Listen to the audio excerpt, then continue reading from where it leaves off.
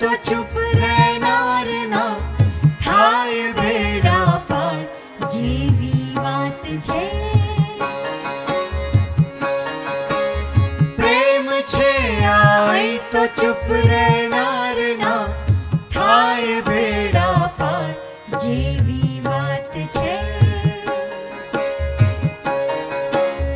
હંસલી ને હંસ વચ્ચે ઉડતા કાચબાના ભાર જેવી વાત છે.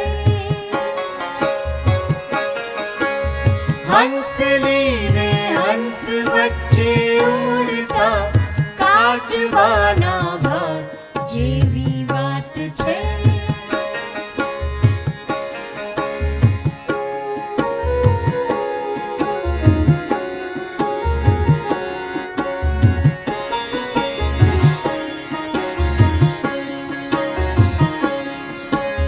દ્રાક્ષને પોતે લચી પડવું હતું એટલામાં લોમડી ચાલી ગઈ.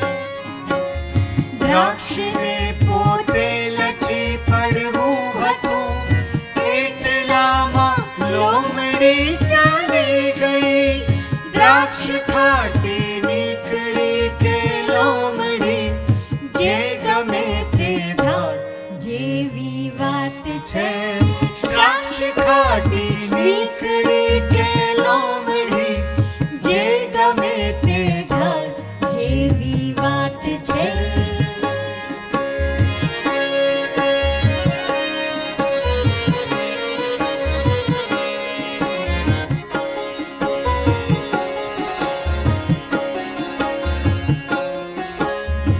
એક દિવસ શેરડીના ખેતરે કોઈ જાણીતા કવિ બેસી ગયા.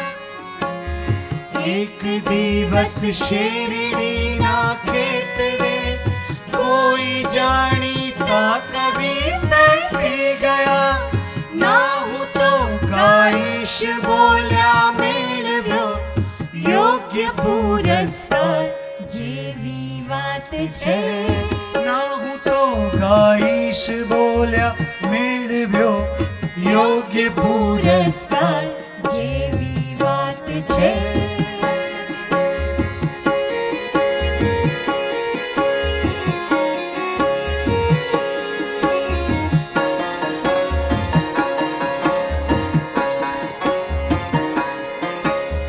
લીલી છંભાડીએ જઈને મેં પૂછ્યું કુમળો એક અંતરાત્મા રાખું કે. લીલી છંભાડીએ જઈને મેં પૂછ્યું કુમળો એક અંતરાત્મા રાખું કે. આજુબાજુ જોઈ પોતાને કહ્યું રાખને 10 વાર જેવી વાત છે. આજુબાજુ જોઈ પોતાને કહ્યું રાખને 10 વાર જેવી વાત છે.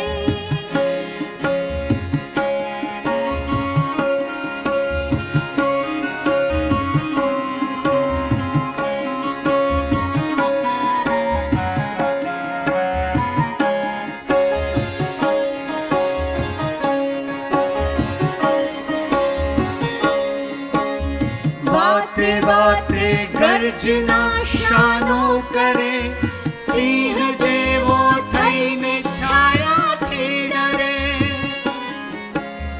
વાતે વાતે ગર્જના શાનો કરે સિંહ જેવો થઈને છાયાથી ડરે. કોણ છે તું ઓળખી લે જાતને નહીં તો ખુદ કો માર જેવી વાત છે. કોણ છે તું ઓળખી લે જાતને નહીં તો ખુદ કો માર જેવી વાત છે. પ્રેમ છે આઈ તો ચૂપ રહેનાર ના થાય બેડા પાર જેવી વાત છે. હંસલી ને હંસ વચ્ચે ઉડતા કાચબાના ભાર જેવી વાત છે.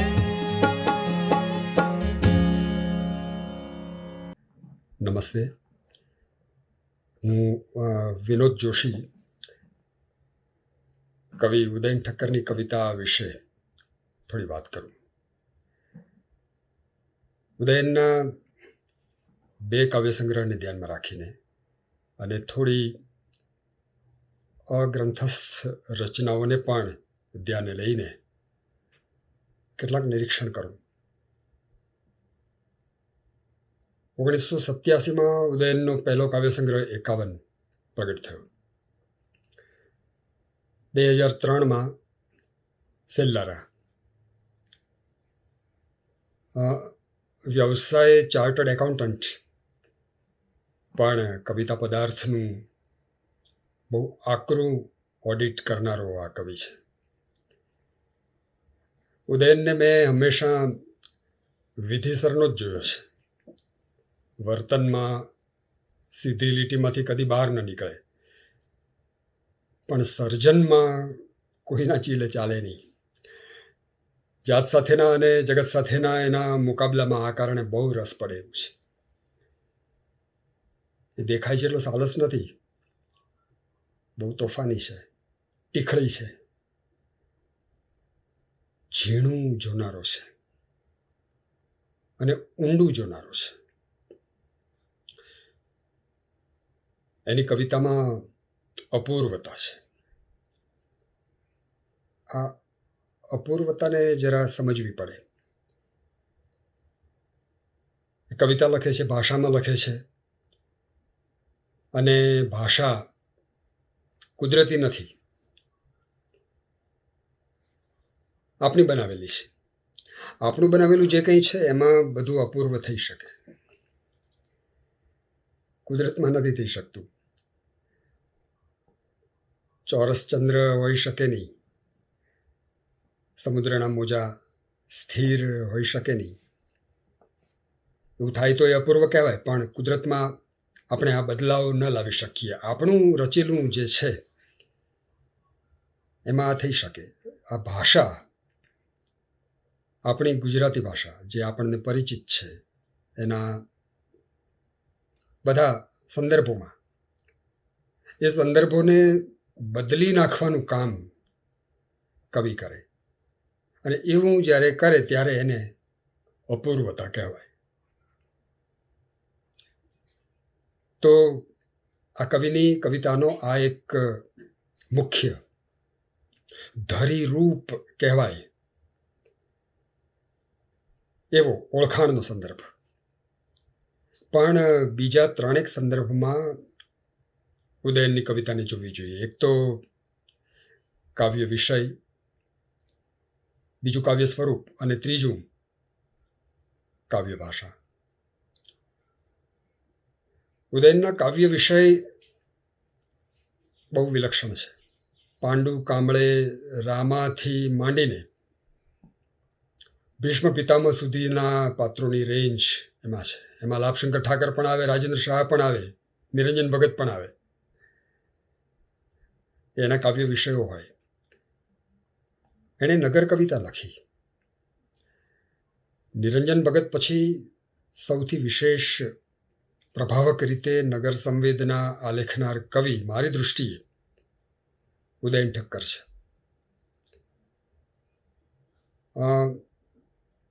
મિથનો પણ એણે અપૂર્વ વિનિયોગ કર્યો છે. એ રીતે જોતા એના કાવ્ય વિષયો બહુ જુદા પ્રકારના છે. એ જે કાવ્ય સ્વરૂપમાં કામ કરે છે એ મુખ્યત્વે ગઝલ, છાંદસ રચનાઓ, અછાંદસ રચનાઓ, દીર્ઘકાવ્યો. એમાં પણ એની અપૂર્વતા આ રચનાઓમાં નાટ્ય ક્ષમતા નિપજાવાને કારણે છે. પણ એ કવિતાને નાટ્યક્ષમ બનાવતી વખતે એમાં કવિતા કરવી ચૂકતો નથી, એ ધ્યાને લેવું જોઈએ. એ ક્યારેક સાવ લઘુ તો ક્યારેક વિસ્તીર્ણ એવા સંકોચન અને વિસ્તારમાં એની કવિતાને ઢાળે છે અને સ્વરૂપ નાવીન્ય સર્જે છે. ઉદયનની કાવ્ય ભાષા તો અપૂર્વ છે જ, તદ્દન નોખી ગુજરાતી.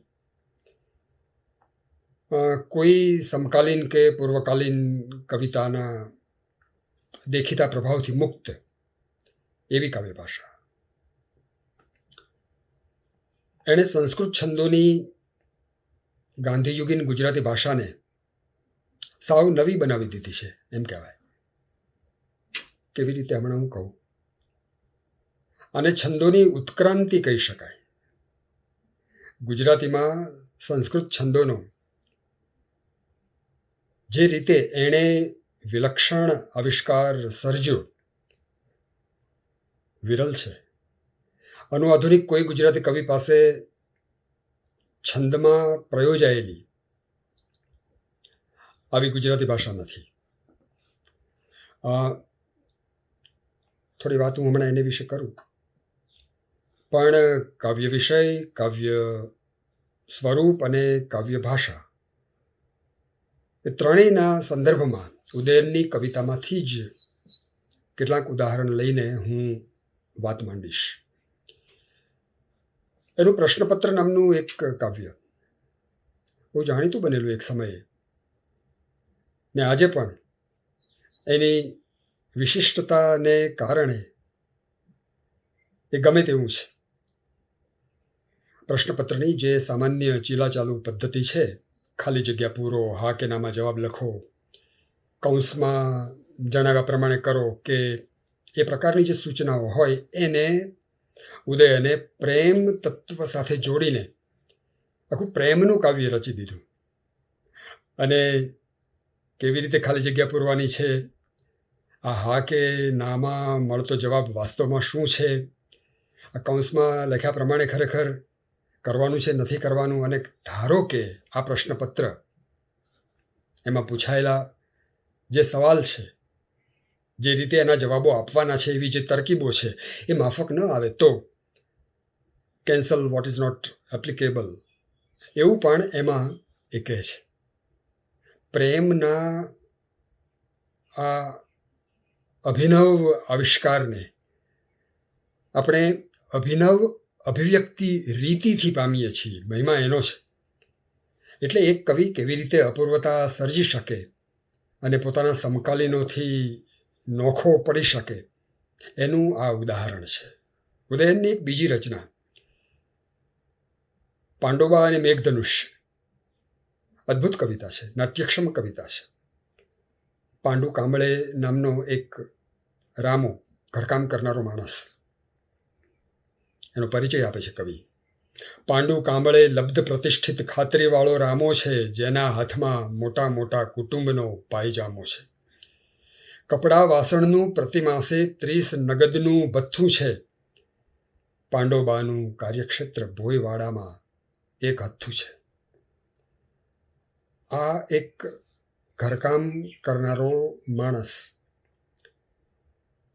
મહિને 30 રૂપિયા મેળવનારો માણસ, એ મેઘધનુષ જુએ ત્યારે એની અંદર પણ મેઘધનુષ રચાતા હશે.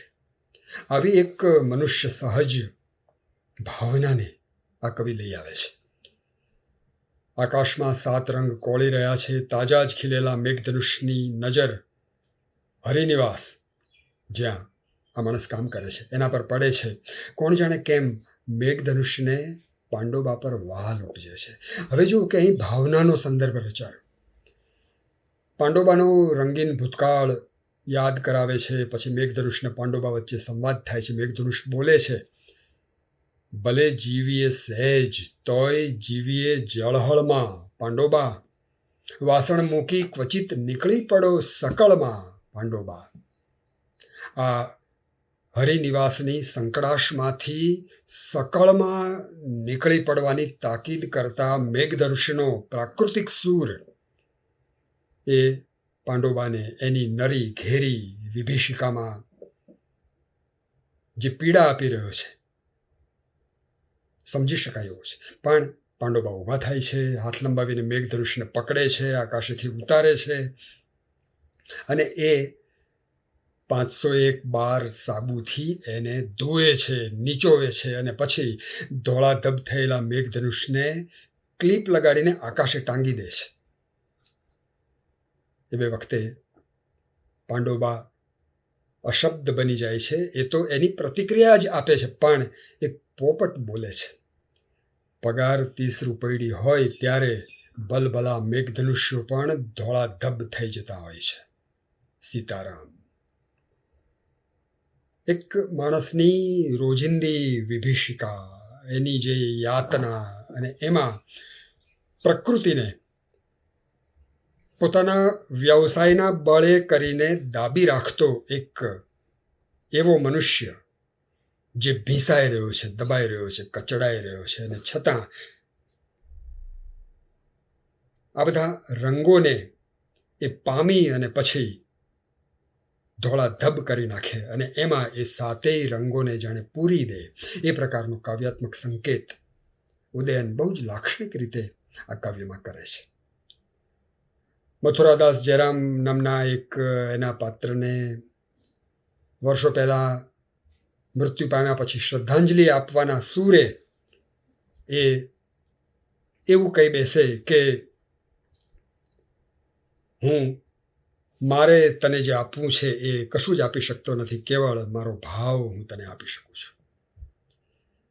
આ શ્રદ્ધાંજલિ સાથે જોડાયેલી જે કૃતજ્ઞતા છે અને મનુષ્યની જે મર્યાદા છે એને એ આ કાવ્યથી તાકે છે. ગઝલોમાં પણ એ જે પ્રકારની ભાષા રચી આપે છે, તમે જુઓ કે 4 પંક્તિઓ સંભળાવું. કઈ તરકીબથી પથ્થરની કેદ તોડી છે, કૂંપળની પાસે શું કુમળી કોઈ હથોડી છે. એક તરફ પથ્થરની કરાલતા, પથ્થરનું જડપણું, અને બીજી બાજુ કૂંપળની લાલિત્યપૂર્ણ વિકસવાની જે પ્રક્રિયા છે, એ બંનેનો સંયોગ એણે એ ગઝલની ભાષામાં કરી આપ્યો. ગઝલ કે ગીતને એ વારાફરતી પહેરે છે, કવિની પાસે શું વસ્ત્રોની 2 જ જોડી છે. આવું વિચારતો ઉદયન કેવી રીતે ગઝલના સ્વરૂપમાં જ અન્ય ગઝલો અને ગઝલકારો કરતાં ફંટાય છે એનું આ ઉદાહરણ છે. જો એક બીજું ઉદાહરણ પણ આપું. ભીંજાવામાં નડતર જેવું લાગે છે, શરીર પોતે બખ્તર જેવું લાગે છે. મને કાનમાં કહ્યું પુરાણી છત્રીએ ઉઘડી જઈએ, અવસર જેવું લાગે છે. એક તરફ પ્રકૃતિનો પરિહાર કરવાનું નિયતિએ નિર્માણ કર્યું છે, અને બીજી બાજુ જેમાં પોતે જીવી રહ્યો છે એ છત્રીના બંધનને ઉઘાડવાનું પોતાનું મન, મનસૂબો, અને છતાં એક પ્રકારની અવસ્થા, લાચારી.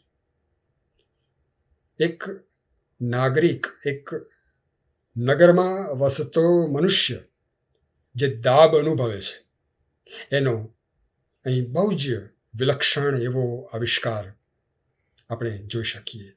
એક સાથે ભાષાના આટલા બધા પોત, અને તે છતાં પોતે નગર જીવનની વિભીષિકાનું જે આલેખન કરવું છે અને એની સામે મનુષ્યની રહેસાતી જતી ઉર્મિનું જે આલેખન કરવું છે, એ લગીરે કવિ ચૂકે નહીં એવી રીતે આપણી સમક્ષ મૂકી આપે છે. કાવ્ય ભાષાનો આ આવિર્ભાવ એ આ કવિને અપૂર્વ કવિ બનાવે છે.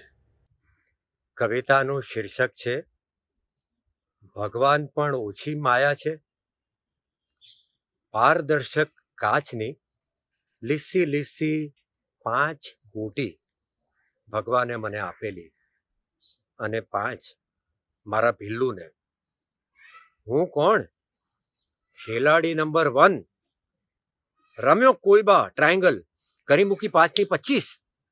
અદલી બદલીમાં લીધો ભમરડો, એવું તો ચક્કર ચલાવ્યું કે કરી મૂકી 5 ગોટી ને સ્થાને 5 કોટી. ભીલ્લું ભોળારામ. 5માંથી 1 તો નાખી ખોઈ, 2 દઈ દીધી કોઈને, 1 તો મેં જ આંચકી લીધી. બચ્યું શું? તો કે 1 ગોટી અને 1 લંગોટી. એવામાં રંગે ચંગે આવી ચડી ભગવાનની વરસગાંઠ. કિંમતી ભેટ સોગાદો લઈ લઈને ચાલ્યા સૌ. 100 રોલ્સ રોયસ લઈને આચાર્ય હજાર હજાર મછવા લઈને શાસ્ત્રીજી, પવિત્ર પવિત્ર એરોપ્લેન લઈને બાપુ, મેં પણ બનાવડાવ્યા ફૂલ ખાસ ઓર્ડર આપીને મારા અને ભગવાનના સ્ટેટસને શોભે તેવા ચાંદીની પાંખડીઓ અને સોનાના કાંટા, ઉપરથી 10-20 કેરેટનું તો મોંઘા માયેલું ઝાકળ છંટાવ્યું. અને ભીલ્લું છઠ, એની પાસે શું હોય? એક ગોટી. ભગવાન પણ ઓછી માયા છે? 3 તો એના ભુવન આમ ઉંમરે આવીને ઊભા. પછી રોલ્સ રોયસ અને એરોપ્લેન અને મછવા અને ફૂલ, એ બધું સ્વીકારીને હસતા હસતા નાખ્યું સ્વર્ગ નામની વખારે. પછી ભીલ્લુના હાથમાં હાથ પરોવીને ભગવાન બોલ્યા, કેમ વાલા, ગોટી રમીશું ને? બીજી કવિતાનું શીર્ષક છે ફેન્સી ડ્રેસ. Fancy dress. 40 વર્ષે અમે શાળાના મિત્રો મળ્યા, એ પણ એક ફેન્સી ડ્રેસ પાર્ટીમાં. કેવી હતી એ પાર્ટી? કોઈ બનેલું મિયા ફુસકી, કોઈ તભા ભટ્ટ, નટુ હેડમાસ્ટર, સુજાતા સિન્ડ્રેલા, અને હું બનેલો ખૂંદિયો રાક્ષસ. જાજો મેકઅપ નહોતો કરવો પડ્યો જોકે. પછી અંદરો અંદર વાતો ચાલુ થાય ને, એટલે કોઈ કહે છે, એ યાદ છે પેલો બાથરૂમ પહેલે માળ, દિવાલ પર લીટી તાણેલી અને કોઈએ લખેલું કે તમારો ફુવારો અહીં સુધી આવે તો બંબાવાળા બનો. અને નટુ માસ્તરે કેવો તતડાવેલો, ચોપડી કોરી કેમ? એટલે મારો વાલો કહે છે, સર, તમે પાટિયા પર લખ્યું, મેં ચોપડીમાં લખ્યું. તમે પાટિયું ભૂસી નાખ્યું, મેં ચોપડી ભૂસી નાખી. પણ આ નટુ કોકા કોલાની બાટલી દાંતથી ખોલતો હતો. હવે હસવા જાય ને તો ચોકઠું બહાર નીકળે છે. અને દુષ્યંત આંખને પલાખા કડકડાટ બોલતો. આજે એને પોતાનું નામ પણ યાદ નથી. સુજાતા, હા, સ્મિત કરે અને શરણાઈઓ ગૂંજતી. હજી કુંવારી જ છે. અને હર્ષ, પેલો હાઈજમ્પ ચેમ્પિયન હર્ષ, 9મે માળેથી કૂદ્યો. અને મેનકા યાદ છે? બ્લાઉઝ પર ડાબી બાજુએ પતંગિયા વાળો બ્રોચ પહેરતી હતી તે મેનકા. આજે એને એક જ સ્તન છે. પૂરા 12 વાગ્યા સુધી ચાલી અમારી ફેન્સી ડ્રેસ પાર્ટી.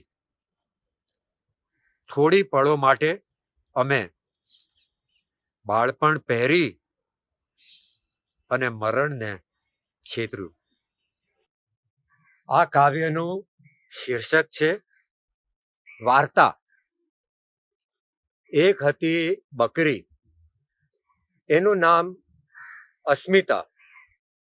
તેજ તર્રાર સ્વભાવની, વાતે વાતે શિંગડા ભેરવે. મગદૂર છે કોઈની કે અટકચાળું કરી જાય? પણ બચરવાળ થઈ પછી અસ્મિતા નરમ પડી ગઈ. એ ભલી ને એનું ઘર ભલું. અરે, શું પોતાનું નામ એ પણ ભૂલી ગઈ. એક વખત અસ્મિતા ચરવા ગઈ. જતા જતા ભટુરિયાને કહેતી ગઈ, હું સાદ કરું તો જ બારણા ઉઘાડજો, મારી બોલાશ ઓળખજો. એ જાણતી હતી કે માતાની ભાષા ઓળખનારા જ જીવતા રહે છે આ જંગલમાં. આ પંક્તિ ધ્યાનથી સાંભળજો. એ જાણતી હતી કે માતાની ભાષા ઓળખનારા જ જીવતા રહે છે આ જંગલમાં. અસ્મિતા જતી રહે એની જ રાહ જોઈને બેઠેલું વરુ, hello, how do you do, કરતુકને આવ્યું. બોલ્યું, બારણા ઉઘાડજો રે એલા ભટુરિયા, તમારી માં આવી રે એલા ભટુરિયા. ભટુરિયાએ તો બારણા ઉઘાડી નાખ્યા. વુલ્ફ હસ્યું. એના દાંત દેખાયા, યેલો યેલો, લોંગ લોંગ. અસ્મિતા મોડે મોડે પાછી આવી. એના થાનેલાથી દૂધના ટસિયા ફૂટે. બોલી, બારણા ઉઘાડજો રે એલા ભટુરિયા, તમારી માં આવી રે એલા ભટુરિયા, તમને ખવરાવશે રે એલા ભટુરિયા, તમને ધવરાવશે રે એલા ભટુરિયા. પણ હવે કોણ ઉઘાડે બારણા? આ પછીના કાવ્યનું શીર્ષક છે ફાતિમા ગુલ. ફાતિમા ગુલની ચિઠ્ઠી. આમાં એક પાત્રનું નામ આવશે, મણીલાલ. મહાત્મા ગાંધીનો મોટો દીકરો તે હરિલાલ અને એના પછીનો તે મણીલાલ. તો ફાતિમા ગુલની ચિઠ્ઠી. મારા પ્યારા મણીલાલ, યાદ છે હું આલુ ખરીદતી હતી નાતાલમાં. નાતાલ એટલે દક્ષિણ આફ્રિકા. મારા પ્યારા મણીલાલ, યાદ છે હું આલુ ખરીદતી હતી નાતાલમાં, ત્યારે તમે દુકાનમાં એકાએક આવી ચડ્યા.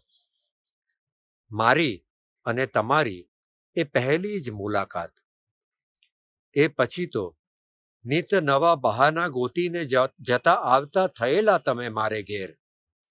પ્રેમની હતી ઉંમર, મારા રુદિયામાં ડર. ધર્મ જુદો ખરો ને.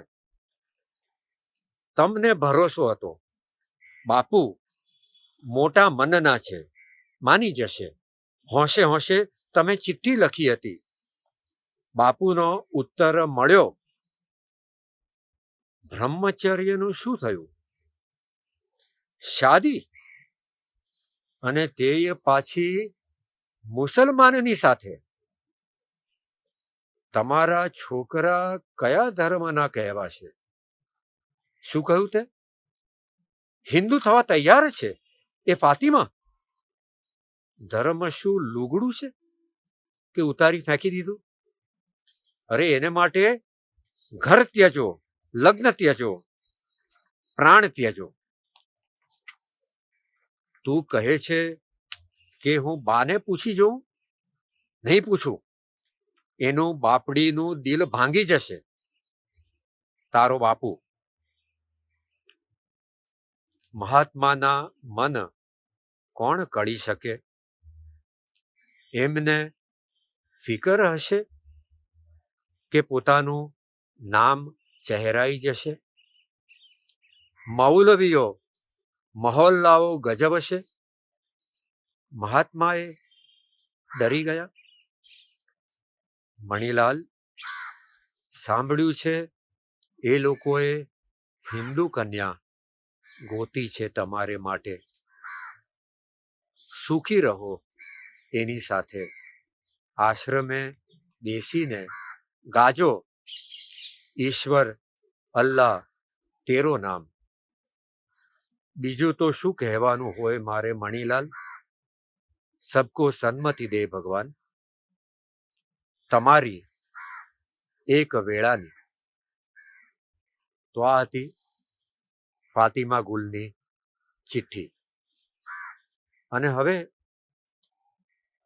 કાવ્ય જે આવે છે એનું શીર્ષક છે મરવું. કોઈએ કહ્યું છે કે માણસ જન્મે ત્યારે જ એનું લગ્ન પણ નક્કી થઈ જાય છે મરણ સાથે. હવે આમ કહેનારનો સંકેત મરણની સુંદરતા તરફ હશે કે લગ્નની ભયંકરતા તરફ?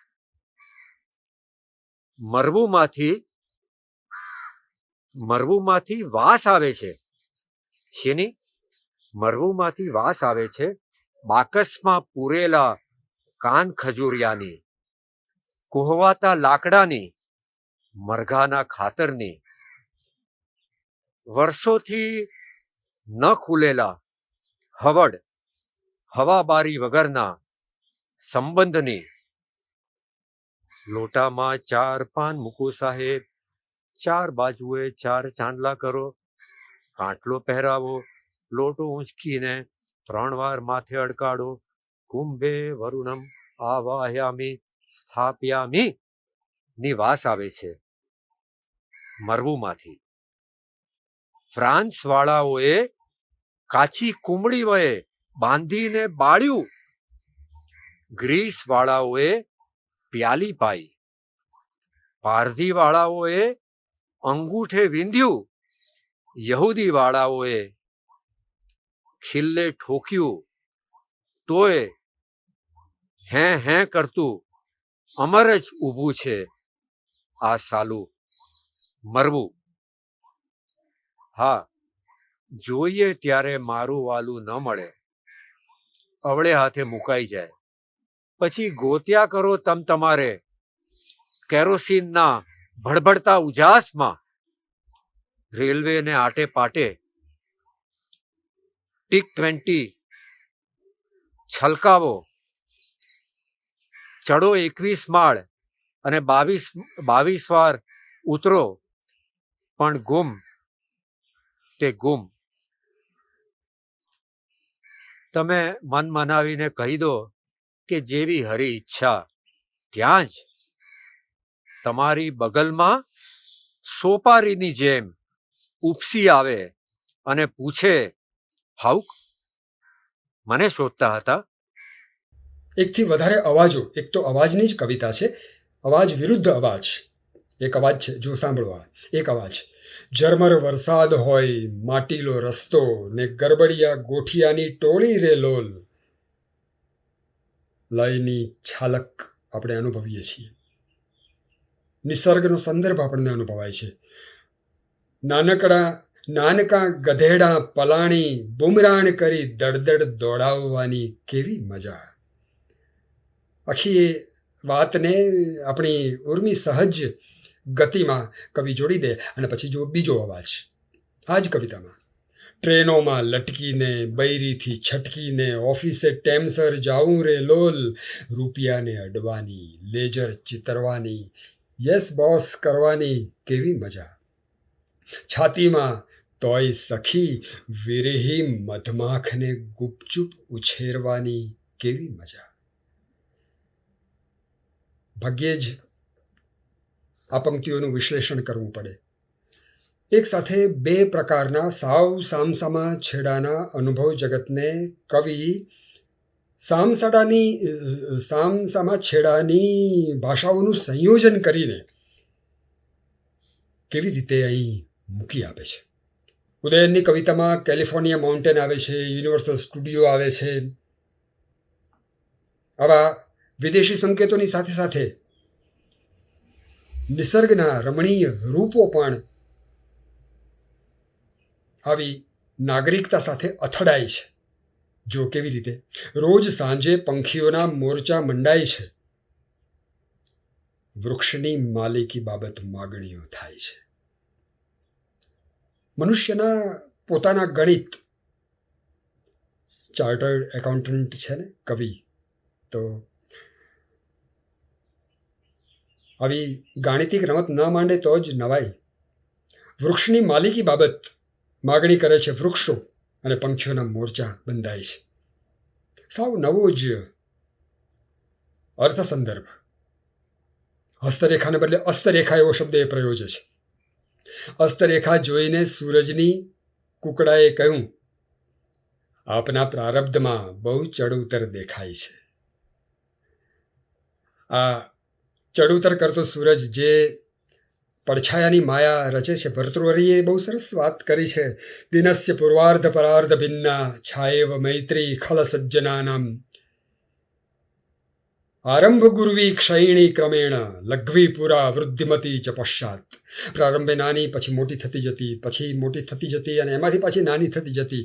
એવી મૈત્રીનો સંદર્ભ ભર્તૃહરિએ પ્રયોજ્યો, અને આ કવિ અહીં કુકડાના મુખે આ સૂરજની અસ્તરેખા, કારણ કે કુકડો બોલે છે અને સૂર્યોદય થાય છે, એવી જે આપણી માન્યતા છે એને કવિ આની સાથે જોડે છે અને કહે છે કે આપના પ્રારબ્ધમાં બહુ ચડઉતર દેખાય છે.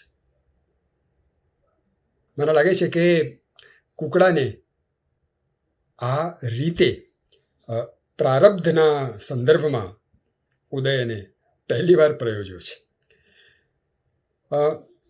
ગઝલની જે પરંપરિત ભાષા છે, પરંપરિત રદીફ, કાફિયા વગેરેની જે યોજના છે, વાર તો લાગે જ ને આ પ્રકારના રદીફો પ્રયોજવાની જે એક આપણી પરંપરાની ગઝલની પ્રણાલી છે, ઉદયન એને કેવી રીતે તોડે છે જુઓ.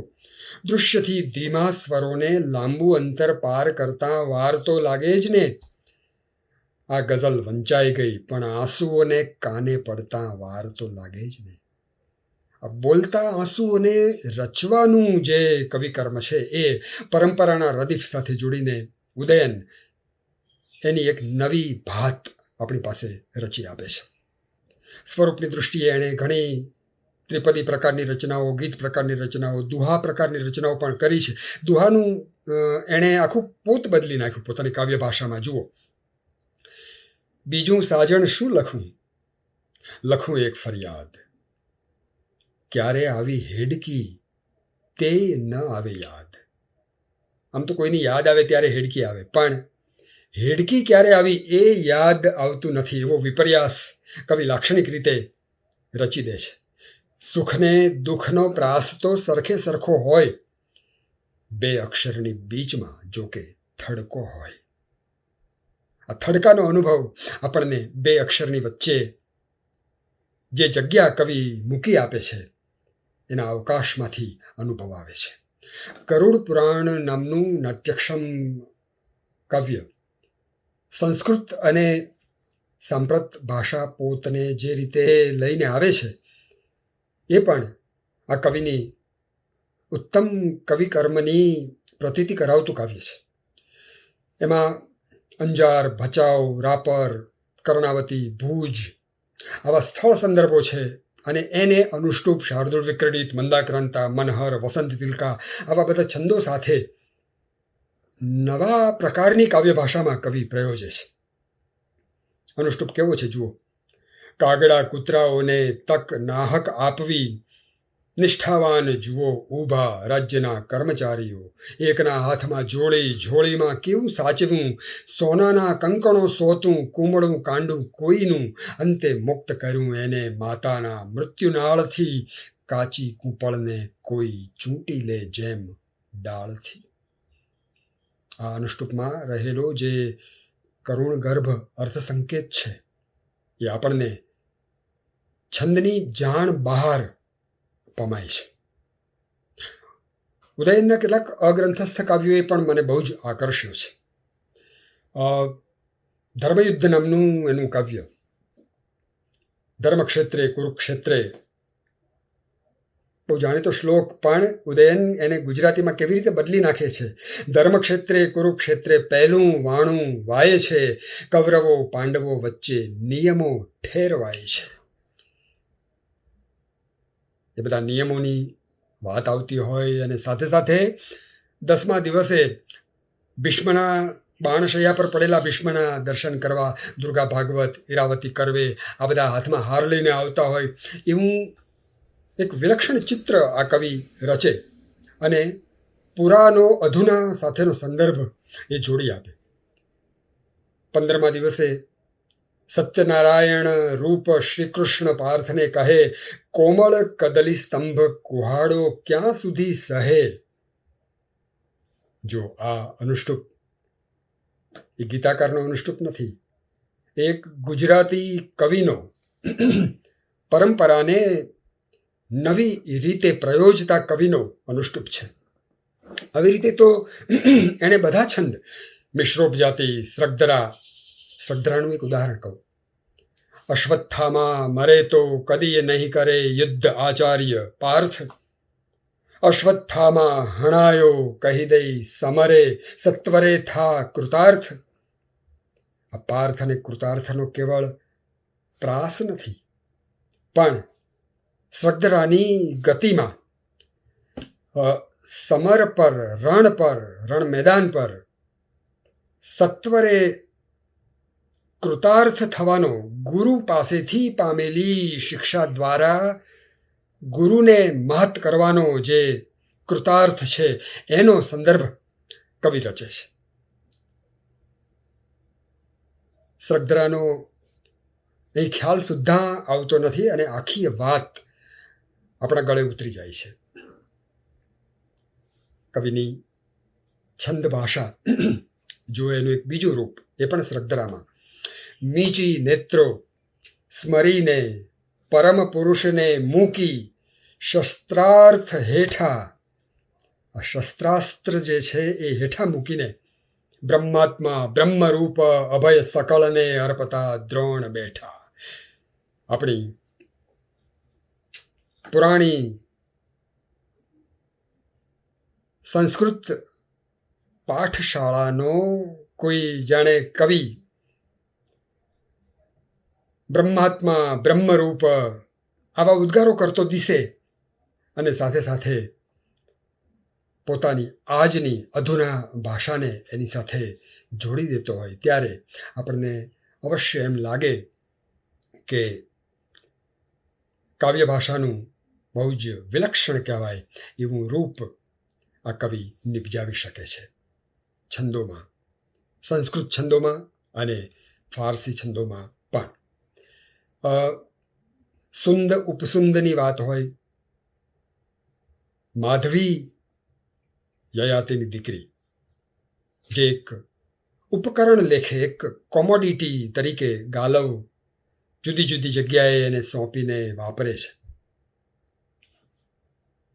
આપણી આજની જે માનસિકતા છે, સ્ત્રીના સંદર્ભમાં એને એક વસ્તુ લેખે ઘટાડવાની જે બહુ ઉલ્લેખાતી એવી બાબત છે, એને માધવીના સંદર્ભમાં ઉદયન બહુ જુદી રીતે આલેખે છે. અને આદિમતા, મનુષ્યને પીડતો આ એક અઘરો ભાવ એ કેવી રીતે જુદી જુદી વ્યક્તિઓ દ્વારા માધવીના સંદર્ભમાં મુકાય છે, એનું બહુ સુંદર આલેખન આ રચનામાં કવિએ કર્યું છે. સ્થૂણાકર્ણ યક્ષની વાત પણ અહીં છે, જે પોતાનું પૌરુષ શિખંડીને એને આપે છે અને એને શિખંડી બનાવે છે. અને પછી શિખંડી જ્યારે સ્થૂણાકર્ણનું પૌરુષ એને પાછું આપતો નથી, ત્યારે સ્થૂણાકર્ણની જે માનસિકતા છે એને પણ કવિએ અહીં બહુ જ વિશિષ્ટ રીતે આલેખી છે. કેટલીક વાર તો ગઝલના છંદોમાં, ખફીફ કુળના છંદમાં મુખ્યત્વે જે રીતે એ ગુજરાતી કવિતા આલેખે છે, જોવા જેવું છે. સુંદ ઉપસુંદ રચનાનું એક ઉદાહરણ જો હું આપું, કવિ આપણને એમ લાગે કે મને પણ મૂંઝારો થયેલો આ કવિતાનો છંદ પરખતા. મેં ઉદયનને ખાસ એ પૂછ્યું કે આ શું છે, અને એણે મને કહી બતાવ્યું કે આ ફારસી કવિતાનો છંદ છે. જો કેવી રીતે એ આ છંદને આલેખે છે, હું સહેજ એ શોધી રહ્યો છું. પશુ પંખીથી અલગ બેસી રહેલો માણસ ધાર કાઢી રહ્યો છે ધીરે ધીરે છૂરાની. કોણ આ સુંદ હતો? ધ્યાન નહોતું મારું. પશુને પંખી સહુ તાકી રહે માણસને. અને ઉપસુંદ વળી કોણ હતો એ કહેશો? પશુને પંખી ફરી તાકી રહે માણસને. આ માણસને તાકી રહેવાનો જે નિર્દેશ છે એ અને એની સાથે આ પશુ પંખીથી અલગ બેસવાની એવી જે એની ક્રિયા છે એ દર્શાવવા માટે જ જાણે કદાચ આ છંદને પણ એણે પ્રતીક તરીકે લીધો છે એવું મને લાગે. નહીં કે સંસ્કૃત છંદને, પણ ફારસી છંદને એણે આ આખી વાતમાં આ અલગતા દર્શાવવા માટે જાણે ખપમાં લીધો. ગરુડનું વચન સાંભળીને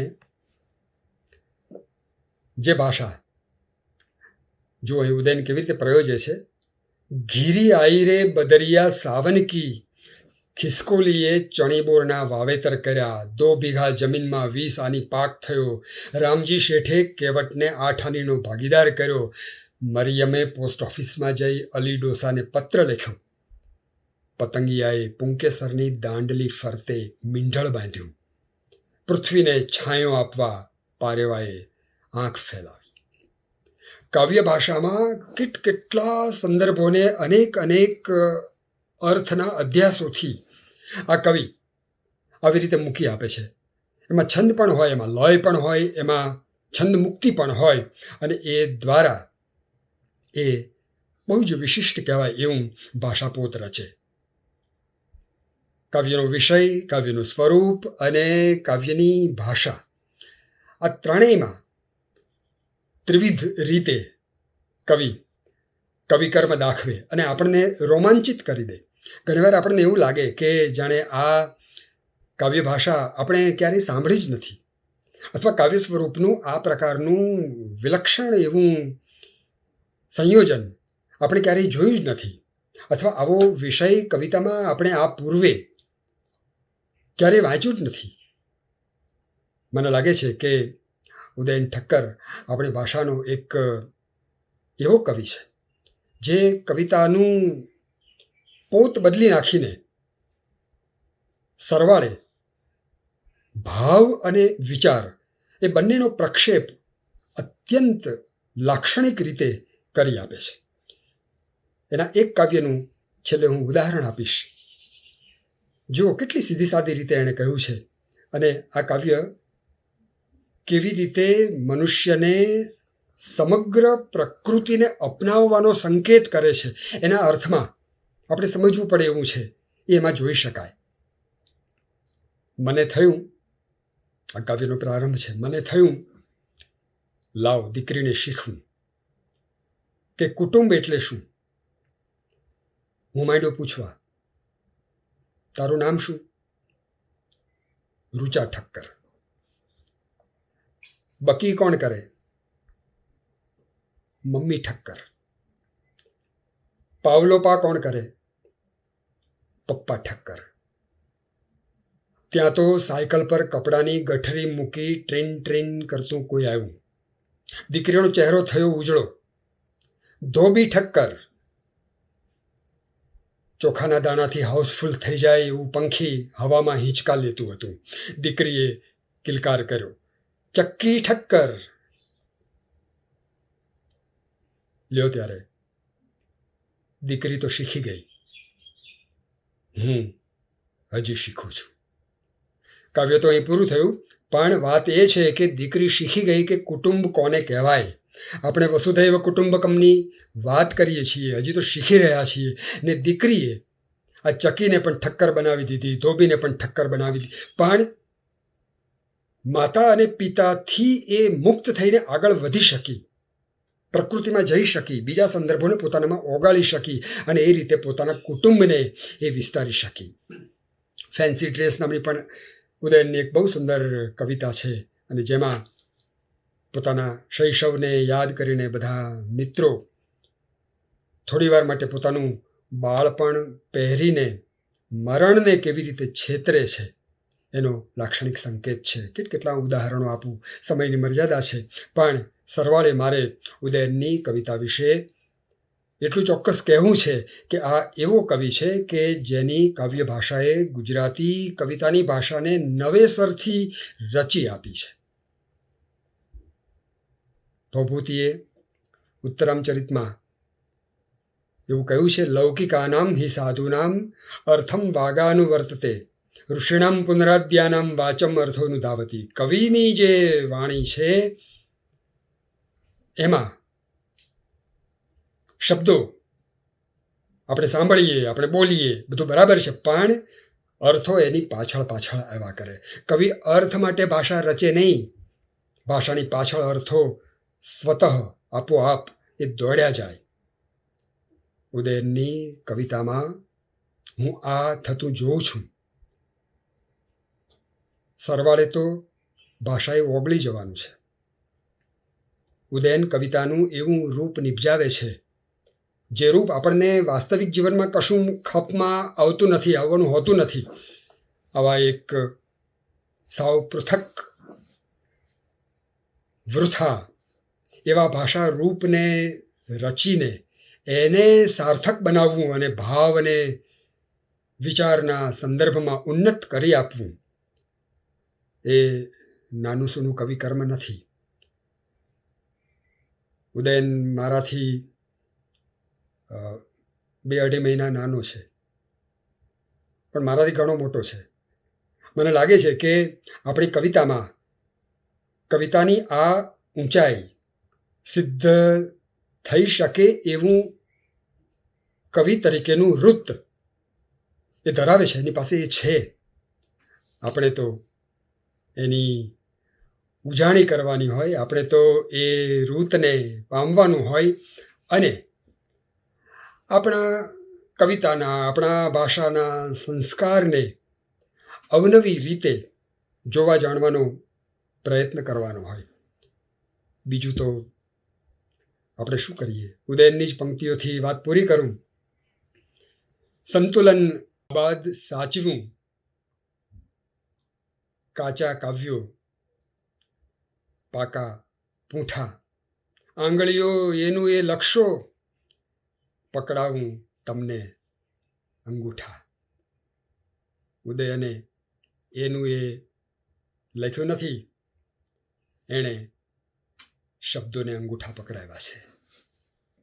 શબ્દોને સજા નથી કરી, શબ્દોનું ઉર્ધ્વીકરણ કર્યું છે. ભાષાને નવા રૂપે પ્રયોજી છે અને એ રીતે ગુજરાતી ભાષાને એક વિશિષ્ટ એવો ઘાટ આપ્યો છે. ઉદયન, સેલ્યુટ.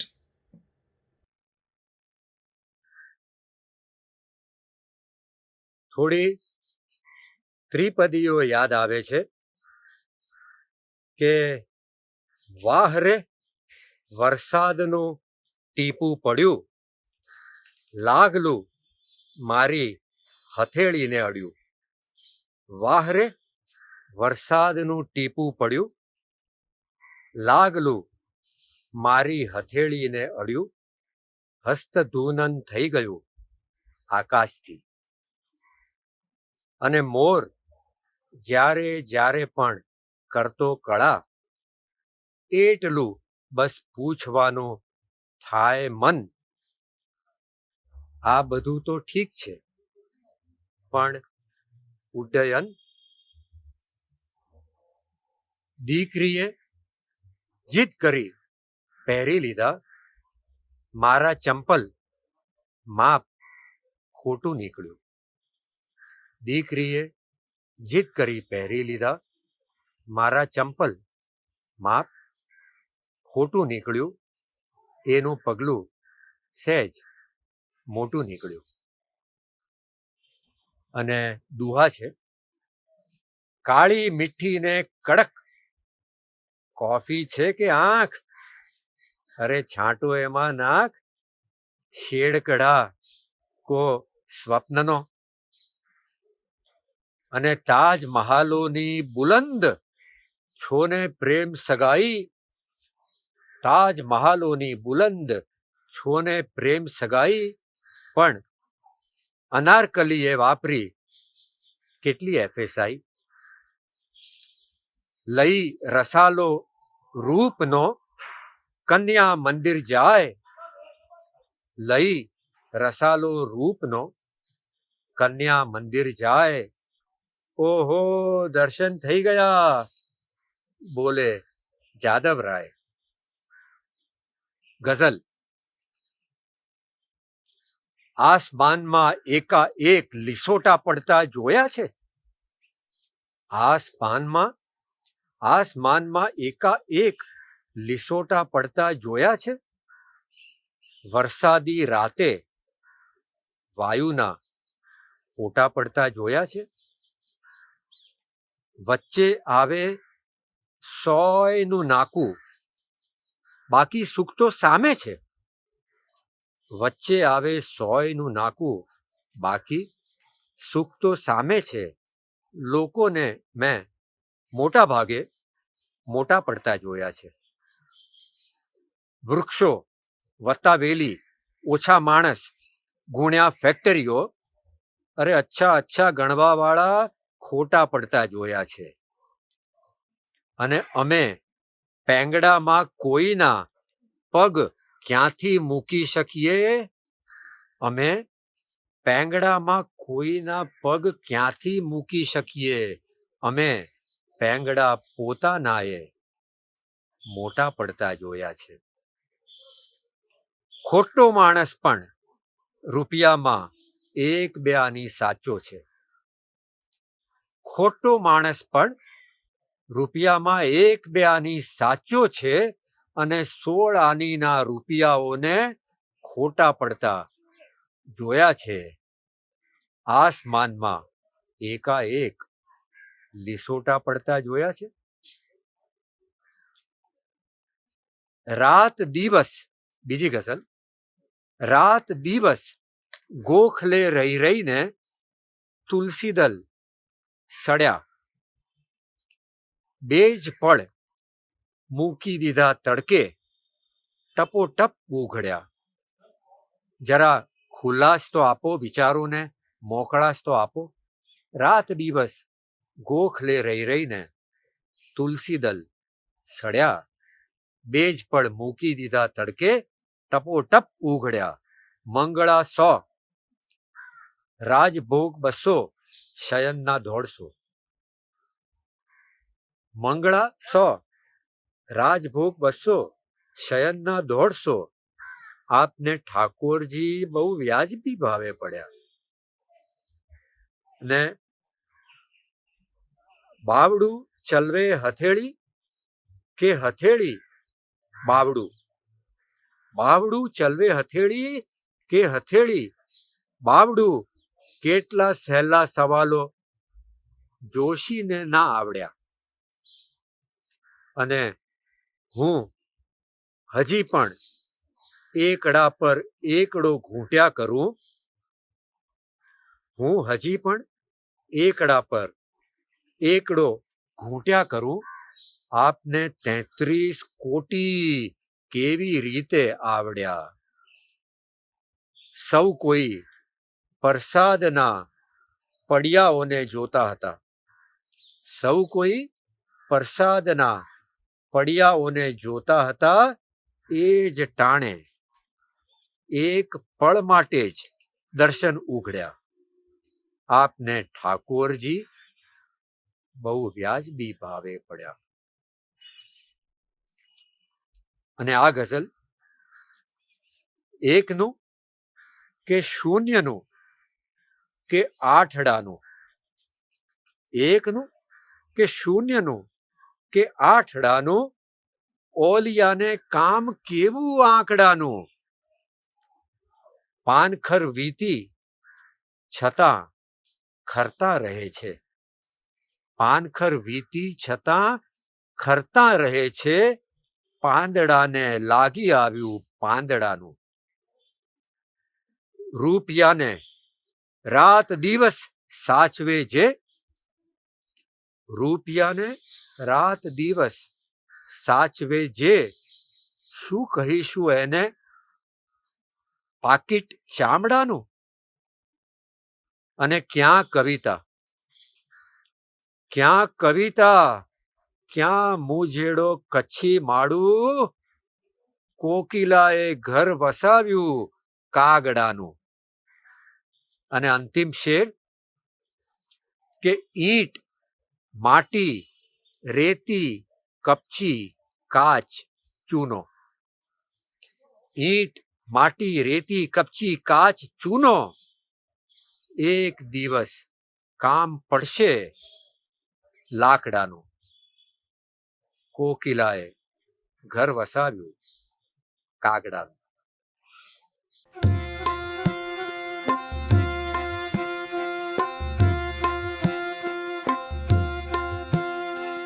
કઈ તરકીબથી પથ્થરની કેદ તોડી છે,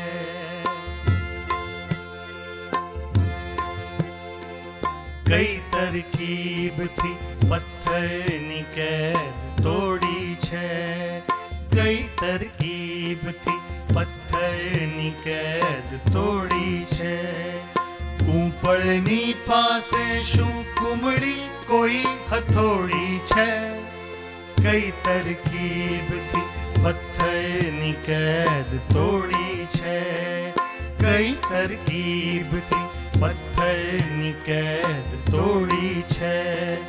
કૂંપળની પાસે શું કુમળી કોઈ હથોડી છે, કઈ તરકીબથી પથ્થરની કેદ તોડી છે, કઈ તરકીબથી પથ્થરની કેદ તોડી છે.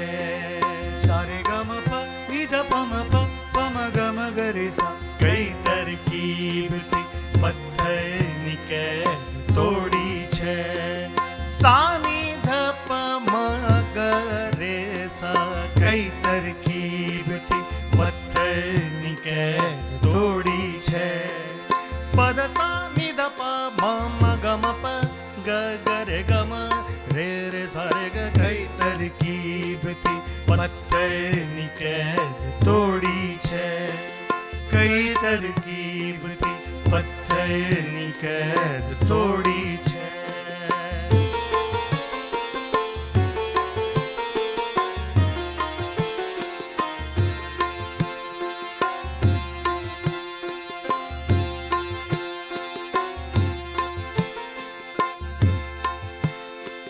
સમસ્ત સૃષ્ટિ રજતની બન્યાનો દાવો છે, સમસ્ત સૃષ્ટિ રજતની બન્યાનો દાવો છે. હું નથી માનતો આ ચંદ્ર તો ગપોડી છે, કઈ તરકીબથી પથ્થરની કેદ તોડી છે, કઈ તરકીબથી પથ્થરની કેદ તોડી છે.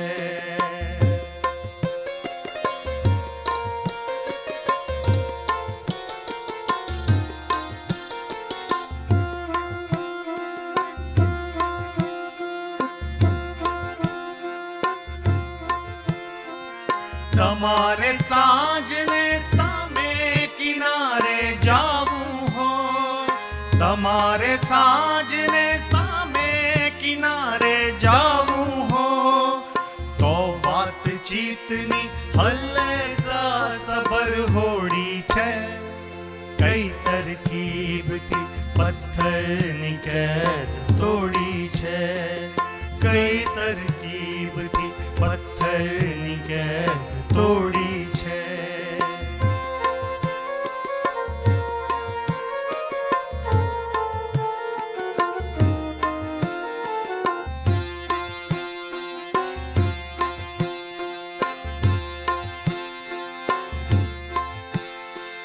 ગઝલ કે ગીતને એ વારા ફરતી પહેરે છે, ગઝલ કે ગીતને એ વારા ફરતી પહેરે છે. કવિની પાસે શું વસ્ત્રોની બેજ જોડી છે, કઈ તરકીબથી પથ્થરની કેદ તોડી છે, કઈ તરકીબથી પથ્થરની કેદ તોડી છે. કૂંપળની પાસે શું કુબળી કોઈ હથોડી છે, કઈ તરકીબથી પથ્થરની કેદ તોડી છે, કઈ તરકીબથી પથ્થરની કેદ તોડી